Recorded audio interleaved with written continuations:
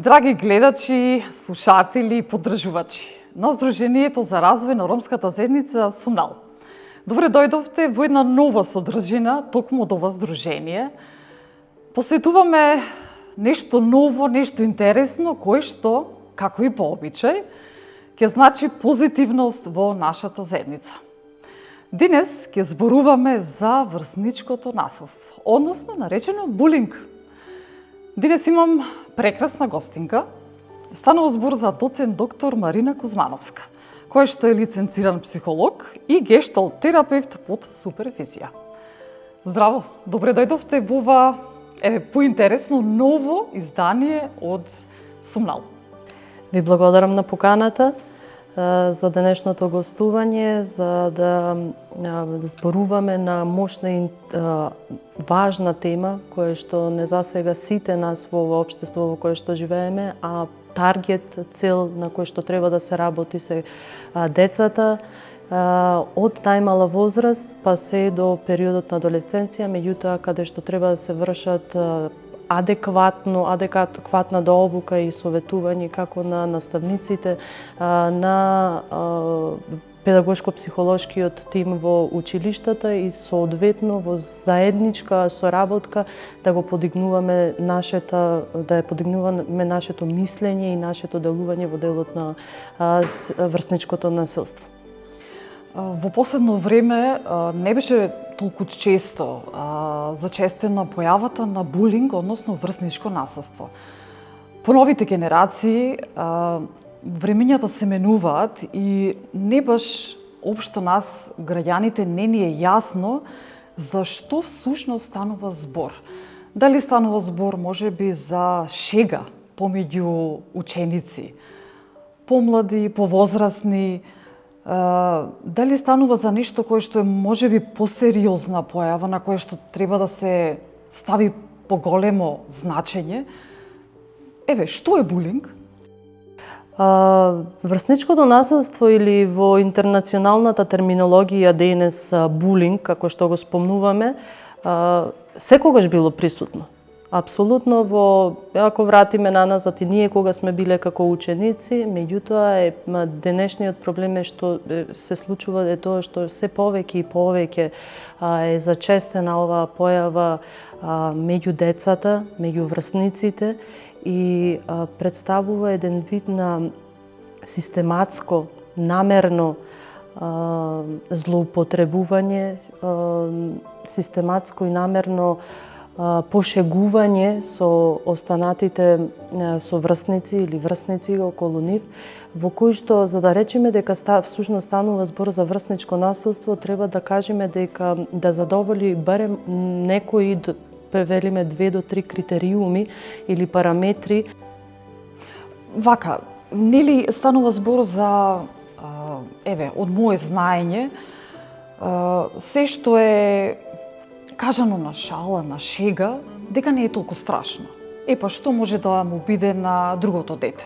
Ќе му помине, ќе се налути можеби во моментот, нема ништо посебно да се случи. Но од друга страна не сме свесни дека од другата страна всушност се случува нешто не можеби да дефинирам како страшно, но сепак е лошо за другата страна, значи за другото дете. Дали станува збор за помала или поголема, значи повозрасно дете, претпоставувам дека постојат повеќе видови на булинг. Нормално, денешното општество, новата технологија и се останато, животот не е ист, можеби пред 20 или 30 години, нормално. Секоја генерација се носи своја. Има појава на нешто ново, но овој пат, за жал, станува збор за тоа насилство. Кои се тие видови на булинг? Дефинитивно во училиштата постојат, можеме да наброиме малтене 4 видови на булинг во смисла на вербално или психолошко насилство, социјално насилство, физичко насилство, како и кибербулинг или сајбербулинг, кој што денес е многу позачестен и кој што можеби порано не бил присутен поради присуството на социјалните мрежи и медиуми, кои што му се исклучително многу достапни на децата уште од најмала возраст. Кога зборуваме за вербалното или социјалното насилство, многу често е присутно помеѓу децата со тоа што се изразуваат несакани шеги или навреди во делот на омаловажување, во делот на ускратување на личните карактеристики кои што си ги има самото дете, и тоа помеѓу таквиот вид на насилство, тоест вербалното насилство и шегата, е разликата во тоа што кај вербалното насилство тенденциозно подолг временски интервал се нанесува врз жртвата, тоест врз таргетираното дете, и тоа е една од причините кај истото дете да се јави голема доза на страв, на паника, на анксиозност, депресивни епизоди, едноставно да нема само доверба во себе си, да нема само поддршка во себе си, и тоа е едно од најчестите појави што се случува денес во училиштата. Меѓутоа, тука не може да се занемари и физичкото физичкото насилство, кое представува нанесување на телесни или физички повреди преку, како знаат децата да кажат, преку туркање, кубење коса, влечење, повлекување. Меѓутоа, тука е и онај дел на присвојување или уништување на лични предмети на жртвата, кое што исто така може да си сноси неубави реперкусии на себе си, бидејќи е одземено нешто кое што му е вредно. Секако дека и социјалното насилство е еден вид на исто така многу честа појава во училиштата, и во средните и во основните училишта, со тенденција да се намали рейтингот или во групата, рейтингот или нешто што се случува за тоа дете да биде истиснато од таа група, за тоа дете да се чувствува омаловажено во таа група преку игнорирање, исфрлање од групата, кажување на невистини, лаги, клевети за истото. Исто така, кај овие деца се јавува големо чувство на повторно немање на доверба во себе си, како јас, бидејќи не случајно е речено да првиот социјален фактор е семејството, меѓутоа училиштето, тоест врсниците се исклучително силен социјален фактор, кога тогаш на детето најважно му е другарството, најважно му е како влегува во таа група и колку ќе биде прифатено во таа група. И не е исклучено сајбер насилството или сајбер кибербулингот, кој што за жал многу е честа појава. Меѓутоа, тука голем акцент треба да стават родителите во контролирање и да имаат увид во содржините кои што децата ги гледаат, ги имаат на увид малтене уште од најмала возраст. И тоа е еден момент каде што не сакајки од страна на жртвата, а сакајки тенденциозно од страна на насилникот, се навредуваат, се пуштаат пораки или слики на навреда, на закана, на уценување преку социјалните медиуми, и можете да замислите какво е чувството на таа личност која што ќе биде истрауматизирана, и ако таа траума во моментот не се сработи терапевски, таа е исклучително, како и со другите видови на насилство кои што ги претрпува, исклучително долги траги ќе остани во личниот раст и развој кај самата индивидуа. Па најчесто таргетирани се деца кои што се од физичко или социјална пониска, да речеме условно кажано, пониска класа, или кои што се издвојуваат по одредени карактеристики во начинот на однесувањето, во начинот на облекувањето, во начинот на размислувањето, кое што не соодветствува со останатите деца, и многу често тие се едни од жртвите кои што на кој што се врши некаков вид на насилство и за кој што многу често останува за жал зацкриено и потиснато кај овие деца, чувствувајќи голема доза на вина, на страв, на кајање, зошто сум јас точно жртвата. И многу често поставувано прашање е точно кај жртвата, зошто јас сум? Која е причината што мене ме атакуваат, а нема околу мене кој што ме поддржува? И една од најклучните работи е тоа што во самиот процес на раст се застанува или се уназадува, се врши регрес во однос на самодовербата и самоподдршката на самата индивидуа. За разлика од жртвата, пак од другата страна насилникот е личност која што едноставно може да се каже пати за внимание, кое што не било даено за време на можеби раното негово детство. Дете кое што било пораснато во семејство каде што не бил вреднуван, каде што не бил виден дека постои од неговите родители и тука е потребна желбата за доминација, за моќ, за контрола врз групата и најчесто не знаејќи како да се издвои или да стане виден меѓу групата, користи нешто што му е познато, а тоа е насилството на несоодветен начин го отсликува, тоест го демонстрира преку врсниците и секогаш, како што кажав, тоа се деца кои што едноставно не знаат како да се справат, да одговорат на предизвикот кој што е зададен од спротивната страна. Меѓутоа, меѓу овие два индикатори, насилникот и жртвата, има еден вид, јас како го нарекувам медиатор, а тоа се пасивни или активни, така наречени придружници на агресорот, така е, така на тој што напаѓа, со тоа што или со самото нивна пасивност и го поддржуваат насилството, или пак како што денес знаеме да видиме преку социјалните медиуми, тие се оние кои што снимаат и подоцна истите снимки се пренесуваат виртуелно во социјалниот свет.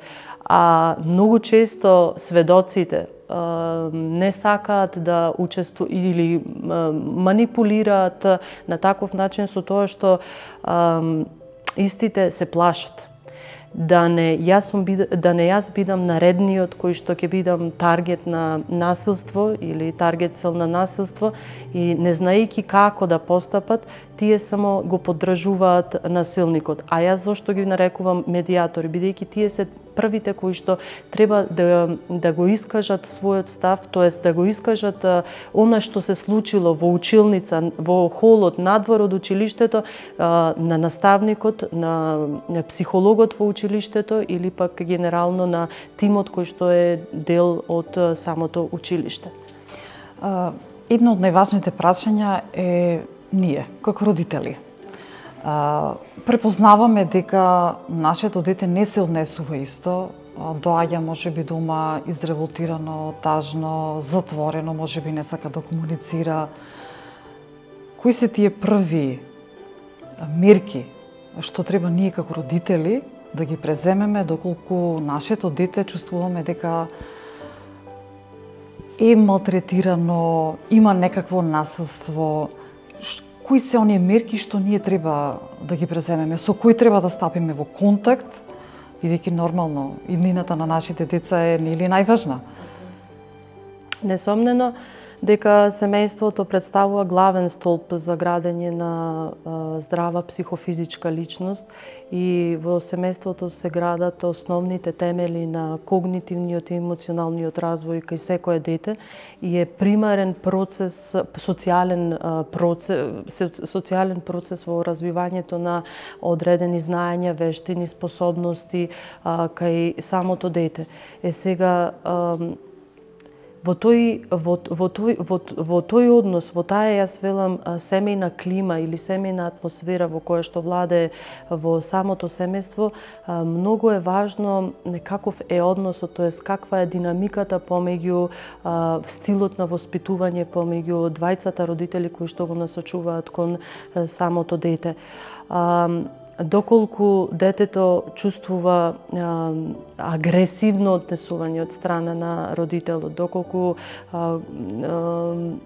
има еден вид на немање на љубов, немање на чувство на љубов и припадност од страна на родителите, тоа може да биде многу добар индикатор за интерперсонално однесување кој што може да се отслика во позитивен или негативен правец во однесувањето на детето во надворешната средина.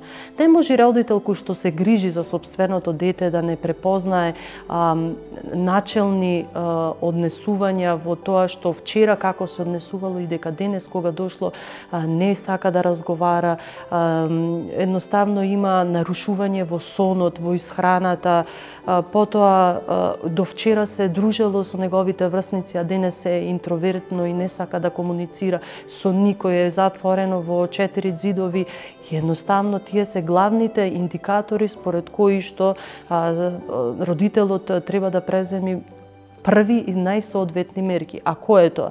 Тоа е отворена комуникација.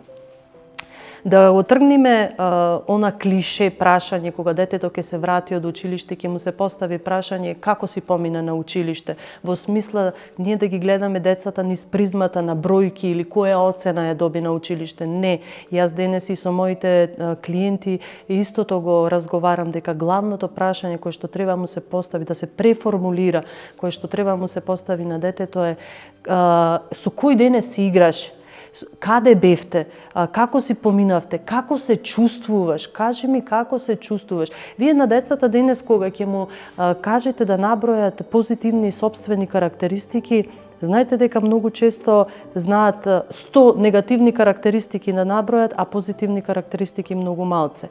И сега затоа го спомнувам семејството дека тоа е нешто во кое што детето учи како треба да се сака, преку комуникација, преку искази за тоа дека те сакам, а не да детето самото да разбери дека родителот редоследно го сака. Всушност детето треба да свати од постапките и од и делата кои што ги кажува и ги прави самиот родител дека е сакано онакво какво што е, а не онакво како што го идеализира неговиот родител. И тоа е основата, да се гради база на сигурност помеѓу детето и родителот. И тоа е основата дека нема да промакни некаков вид на несоодветно однесување или делување врз самото дете во училиште или надвор од училиштето и тоа да не го запримети родителот. Тоа не е можно. Меѓутоа, многу важен момент е доколку веќе го забележи и го забележи абнормалното однесување на детето од страна на родителот, комуникацијата е првиот фактор. Второто нешто е многу важно, разговор со наставник, разговор со психолог. Кога зборувам разговор со наставник, има денес и тенденција и сум сведок да многу наставници се тие кои што го забележале, ја забележале промената во однесувањето на своето дете, на неговото дете, тоест на ученикот во оделението, и тие ја превземаат првиот чекор во повикување и советување на родителите. И уште таа третата алка која што е секогаш сакам да ја ставам и меѓу родителот и наставникот, а тоа е психологот, кој што јас велам, треба биде психологот, не да биде бабарога во училиштето, туку психологот треба да биде личност која што едноставно ќе му дозволи на самото дете преку комуникација, преку разговор дека е на негова страна и дека за се она нешто што му се случува во неговиот раст и развој, тоа може да тропне на вратата во било кое време, да поразговара, да подискутира на соодветен начин. Се согласувам со вас. Едно едноставно прашање, што е една повеќе прашање во животот си го поставуваме, како се започнува? Каде започнува булингот? Како тоа се случува? Некој дека ќе може би од една шега ќе настане тепачка или може би едно дете ќе се налути на друго, па од тоа ќе се оддалечат, како што кажавте дека може би ќе се состават во група, па едни против други и тоа може би доаѓа до една огромна, да речеме, негативност која што за жал може да настане и до степен каде што навистина за и едната и другата страна ќе има огромни негативни последици. Така. Најчесто, како што и денес сме сведоци, врсничкото насилство се шири токму во училиштето. Училиштето е место или училишниот двор. Училиштето е место каде што се случуваат тие немили или училишен двор немили настани кои што едноставно не може тука да соодветните служби или наставници да не го видат тоа. Не може тоа да не биде проследено со одредени санкции, казни. Самиот насилник да треба да биде, значи, да се сноси одредени санкции, казни, укори, како се во правилниците поставени.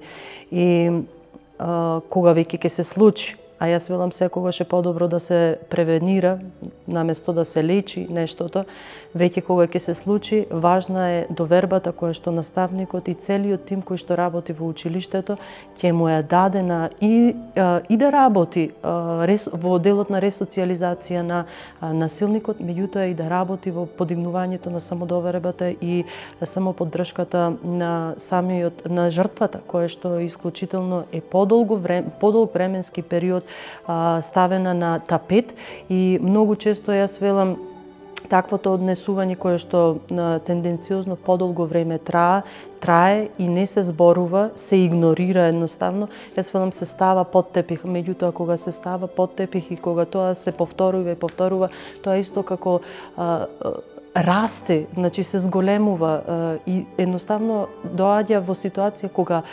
самата жртва не знае повеќе како. И имаме тој процес на интровертност. Така, и токму тоа сакам да го поставам како прашање, кога станува збор за игнорирањето. Дали станува збор за родителите, бабите, дедовците, комшиите, може би ќе речат, ајде тоа се деца. Ќе се скараат, ќе помине, нормална појава е, деца се во развој, трчаат, учат едноставно, се ќе се најде некоја причина каде што ќе речеме во рете ќе биде, ќе порасне па на крајот на краиштата нема ништо да се случи. Тој момент на игнорирање и самите укажавте дека има степен, односно граница каде што се преминува и веќе од таа граница особено за жртвата има негативен ефект и влие веќе на психофизичкиот развој. Тука ќе се задржам во овој делот, ме привлече внимание во вашиот исказ ќе порасне. Меѓутоа како ќе порасне? Во каква личност ќе порасне? Што ќе се случува со таа личност? Како таа личност ќе може и ќе знае да се справува во ова општество? Кои психосоматски симптоми? Не може дете кој што претрпува насилство да не јавува и психосоматски потешкоти во текот на неговиот живот.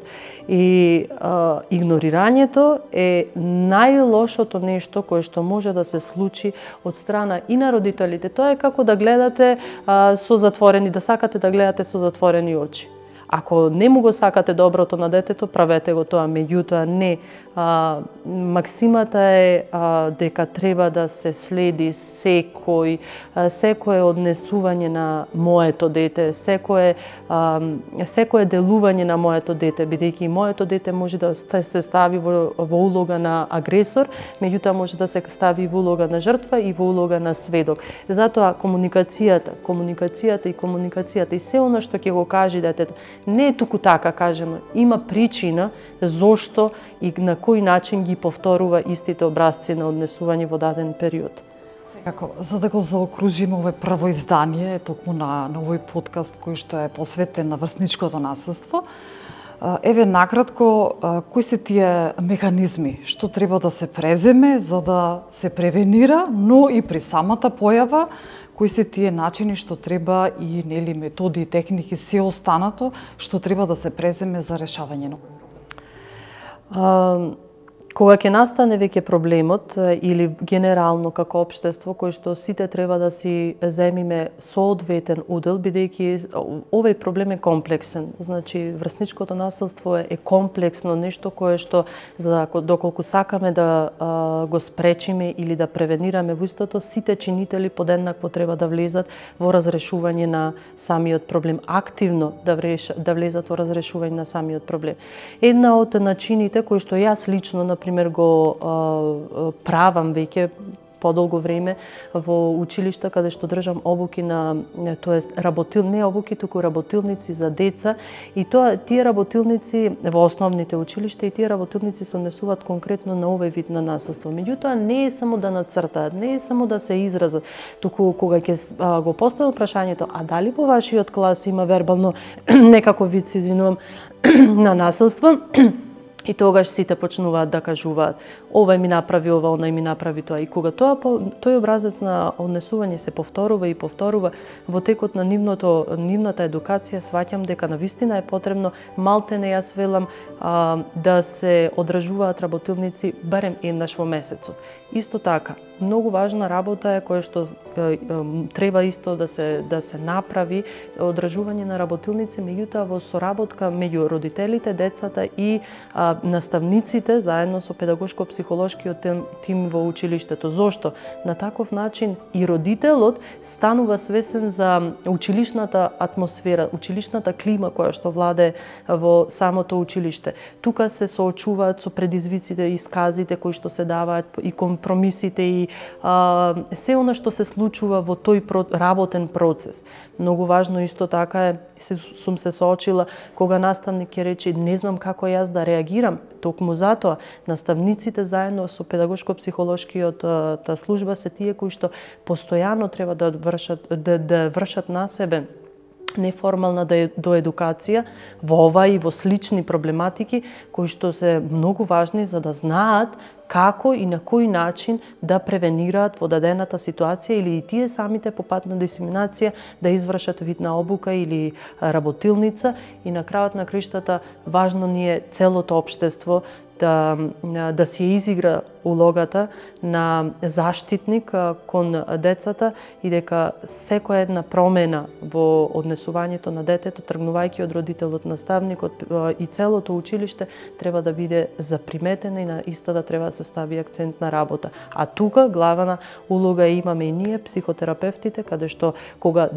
ние како родители не можеме се да знаеме, меѓутоа кога се јавува таа криза така наречена, добро е да тропне наврата кај психотерапевт и да се обрати и да се реагира навремено и на соодветен начин за истото да може да се сработи едноставно, а да не биде потиснато. Професорке Кузмановска, ви благодарам за издвоеното време, ви посакувам успеси во работата на ова поле. Еве заедно да се бориме за попозитивна, посреќна, работна, животна средина и секако за правилниот развој на нашите деца. Ви благодарам и ви посакувам успеси. Ви благодарам на поканата. Драги наши, ова беше првото издание од овој подкаст. Останете заедно со нас и на следното и секако очекувајте го второто издание. Ве поздравувам и секое добро.